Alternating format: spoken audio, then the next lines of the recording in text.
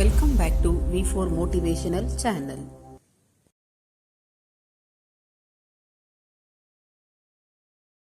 ಸ್ನೇಹಿತರೆ, ನಿಮ್ಮ ನೋವು ಎಷ್ಟೇ ಇರಲಿ ಅದನ್ನು ಯಾರ ಬಳಿಗೂ ನೀವು ಕೂಡ ಹೇಳಲು ಹೋಗಬಾರದು. ಜೀವನದಲ್ಲಿ ಪ್ರತಿಯೊಬ್ಬರಿಗೂ ಕೂಡ ತಮ್ಮದೇ ಆಗಿರುವಂತಹ ಸಮಸ್ಯೆಗಳು, ನೋವುಗಳು, ಕಷ್ಟಗಳು ಇರುತ್ತವೆ. ಹಾಗಂತ ಪ್ರತಿಯೊಬ್ಬರ ಬಳಿಯಲ್ಲಿಯೂ ನಾವು ಅದನ್ನು ಹೇಳಿಕೊಂಡರೆ ಅವರು ನಮ್ಮನ್ನು ನೋಡುವಂತಹ ದಾಟಿಯೇ ಬದಲಾಗಬಹುದು. ದಾಟಿ ಚೆನ್ನಾಗಿದ್ದರೆ ಮಾತ್ರ ನೀವು ಜೀವನದಲ್ಲಿ ಯಶಸ್ವಿಯಾಗಲು ಸಾಧ್ಯವಾಗುವುದು. ಹಾಗಾಗಿ ಯಾರ ಹತ್ತಿರವೂ ಕೂಡ ಏನನ್ನು ಹೇಳಲು ಹೋಗಬಾರದು.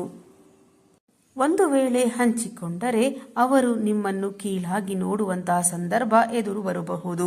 ಆದ್ದರಿಂದ ನಿಮ್ಮ ಗುರಿಯನ್ನು ನೀವು ತಲುಪಲು ಸ್ವಲ್ಪ ಅಡೆತಡೆಗಳನ್ನು ಅವರು ಮಾಡಬಹುದು. ಏಕೆಂದರೆ ಇಲ್ಲಿ ನಿಮ್ಮ ನೋವುಗಳನ್ನು ಸ್ಪಂದಿಸುವ ಜನಗಳಿಗಿಂತ ನಿಮ್ಮ ನೋವುಗಳನ್ನು ನೋಡಿ ನಗುವಂತಹವರೇ ಹೆಚ್ಚಾಗಿ ಇದ್ದಾರೆ. ಹಾಗಾಗಿ ಸ್ನೇಹಿತರೆ, ನೀವು ಯಾರ ಬಳಿಯಲ್ಲಿಯೂ ಕೂಡ ನಿಮ್ಮ ನೋವುಗಳನ್ನು ಹೇಳಿಕೊಳ್ಳಲು ಹೋಗಬಾರದು. ಯಶಸ್ಸು ಎನ್ನುವುದು ಸಂಕಷ್ಟಗಳನ್ನು ಎದುರಿಸಲೇಬೇಕು. ಹಾಗಾಗಿ ಜೀವನದಲ್ಲಿ ನಾನು, ನನ್ನದು, ನಾನೇ ದೊಡ್ಡವನು ಎನ್ನುವಂತ ಅಹಂ ಜೀವನದಿಂದ ತೊರೆದು ಹಾಕಿ. ಇನ್ನು ಎರಡನೆಯ ಪ್ರಮುಖ ಅಂಶ ನಿಮ್ಮ ಗುರಿ. ನಿಮ್ಮ ಗುರಿಯನ್ನು ಯಾವುದೇ ಕಾರಣಕ್ಕೂ ಯಾರೊಂದಿಗೂ ಹೇಳಲು ಹೋಗಬಾರದು.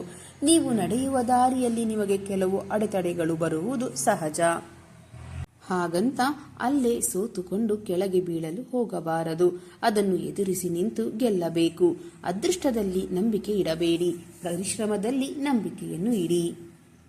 ಈ ಹಾದಿಯು ಖಂಡಿತವಾಗಿಯೂ ನಿಮಗೊಂದು ಒಳ್ಳೆಯ ದಾರಿಯನ್ನು ತಂದು ಕೊಟ್ಟೇ ಕೊಡುತ್ತದೆ.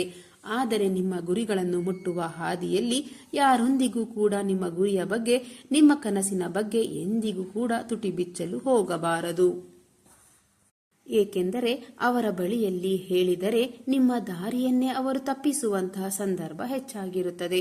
ಯಾರ ಹತ್ತಿರವೂ ಕೂಡ ನಾನು ಇದನ್ನು ಮಾಡಿದ್ದೇನೆ, ನಾನು ಇದನ್ನು ಮಾಡುತ್ತೇನೆ, ನಾನು ಅದನ್ನು ಮಾಡಿಯೇ ತೀರುತ್ತೇನೆ ಎಂದು, ನನ್ನ ಕನಸುಗಳನ್ನು ನನಸು ಮಾಡಿಯೇ ತೀರುತ್ತೇನೆ, ನಾನು ಏನು ಅಂತ ಎಲ್ಲರಿಗೂ ಕೂಡ ಗೊತ್ತಾಗುತ್ತದೆ ಅಂತ ಯಾರ ಹತ್ತಿರವೂ ಯಾವುದೇ ಕಾರಣಕ್ಕೂ ಹೇಳಲು ಹೋಗಬಾರದು.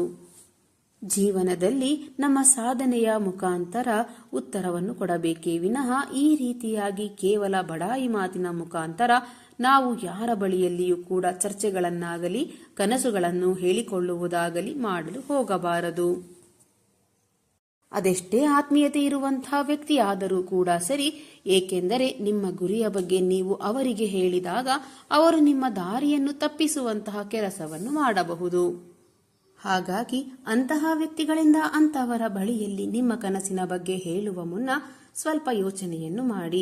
ನಿಮ್ಮ ದಾರಿಯಲ್ಲಿ ಹೋಗುವುದಕ್ಕೆ ಯಾವುದೇ ಕಾರಣಕ್ಕೂ ಕೂಡ ಅವರು ನಿಮ್ಮನ್ನು ಬಿಡುವುದಿಲ್ಲ. ನಿಮ್ಮ ಗುರಿಯನ್ನು ತಲುಪಬೇಕಾದರೆ ನೀವು ನಿಮ್ಮ ಒಂದೇ ಮನಸ್ಥಿತಿಯಿಂದ ನಿರಂತರವಾಗಿರುವಂತಹ ಪ್ರಯತ್ನವನ್ನು ಮಾಡಬೇಕು. ಆಗ ಮಾತ್ರ ಗೆಲುವು ನಿಮ್ಮನ್ನು ಹುಡುಕಿಕೊಂಡು ಬಂದೇ ಬರುತ್ತದೆ. ಯಾವುದೇ ಕೆಲಸವಾಗಲಿ, ಕೆಲಸಗಳಲ್ಲಿ ಸಣ್ಣದು ದೊಡ್ಡದು ಎನ್ನುವುದು ಯಾವುದು ಕೂಡ ಇಲ್ಲ. ಇನ್ನು ಮೂರನೆಯ ಅಂಶ, ನಿಮ್ಮ ಮನಸ್ಸಿನ ಗುಟ್ಟನ್ನು ಯಾರ ಬಳಿಯಲ್ಲಿಯೂ ಕೂಡ ಹೇಳಲು ಹೋಗಬಾರದು. ನೀವು ನಿಮ್ಮ ಮನಸ್ಸಿನ ಗುಟ್ಟನ್ನು ಯಾರೊಂದಿಗೂ ಕೂಡ ಹೇಳಿಕೊಳ್ಳಬಾರದು. ಏಕೆಂದರೆ ಅವರು ನಿಮ್ಮ ದಾರಿಯನ್ನು ನಕಲು ಮಾಡುತ್ತಾರೆ. ಒಂದು ವೇಳೆ ಅದರಲ್ಲಿ ಅವರು ಯಶಸ್ವಿಯಾದರೆ ನಿಮ್ಮನ್ನು ಹೊಗಳುವುದಕ್ಕೆ ಸಾಧ್ಯವಿಲ್ಲ. ಅದೇ ಒಂದು ವೇಳೆ ಅವರು ವಿಫಲವಾದರೆ ಎಲ್ಲರ ಬಳಿಯಲ್ಲಿಯೂ ನಿಮ್ಮೆಂದರೆ ಅವರ ಜೀವನ ವಿಫಲವಾಯಿತು ಎಂದು ಎಲ್ಲರಿಗೂ ಹೇಳಿಕೊಂಡು ಬರುತ್ತಾರೆ. ಹಾಗಾಗಿ ಸ್ನೇಹಿತರೆ, ನಿಮ್ಮ ಜೀವನದ ಯಶಸ್ಸಿನ ಗುಟ್ಟನ್ನು ಯಾರೊಂದಿಗೂ ಕೂಡ ಹೇಳಲು ಹೋಗಬಾರದು. ನಿಮ್ಮ ಮೊದಲ ಗೆಲುವಿನ ನಂತರ ವಿಶ್ರಾಂತಿಯನ್ನು ಯಾವುದೇ ಕಾರಣಕ್ಕೂ ಕೂಡ ತೆಗೆದುಕೊಳ್ಳಲು ಹೋಗಬಾರದು.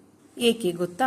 ಒಂದು ವೇಳೆ ಎರಡನೆಯ ಪ್ರಯತ್ನದಲ್ಲಿ ನೀವು ಸೋತು ಹೋದರೆ ನಿಮ್ಮ ಮೊದಲ ಗೆಲುವನ್ನು ಕೇವಲ ಅದೃಷ್ಟ ಎಂದು ಹೇಳುವುದಕ್ಕೆ ಬಹಳ ಜನರು ಕಾಯುತ್ತಾ ಇರುತ್ತಾರೆ. ಅದನ್ನು ಯಾವತ್ತೂ ಮರೆಯಬಾರದು.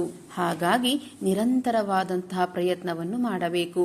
ನಿರಂತರವಾಗಿ ಒಂದಲ್ಲ ಒಂದು ಗೆಲುವನ್ನು ಸಾಧಿಸಿದ ನಂತರದಲ್ಲಿ ಮತ್ತೆ ಮತ್ತೆ ಪ್ರಯತ್ನವನ್ನು ಪಡಬೇಕು. ಈ ವಿಷಯವನ್ನು ನಿಮ್ಮ ಜೀವನದಲ್ಲಿ ಯಾರೊಂದಿಗೂ ಕೂಡ ಹಂಚಿಕೊಳ್ಳದೆ ಇದ್ದರೆ ನೀವು ನಿಮ್ಮ ಜೀವನದಲ್ಲಿ ಯಶಸ್ಸಿನ ಉತ್ತುಂಗಕ್ಕೆ ಏರೇ ಇರುತ್ತೀರಾ. ಅದನ್ನು ತಪ್ಪಿಸುವುದಕ್ಕೆ ಯಾರಿಂದಲೂ ಕೂಡ ಸಾಧ್ಯವಾಗುವುದೇ ಇಲ್ಲ.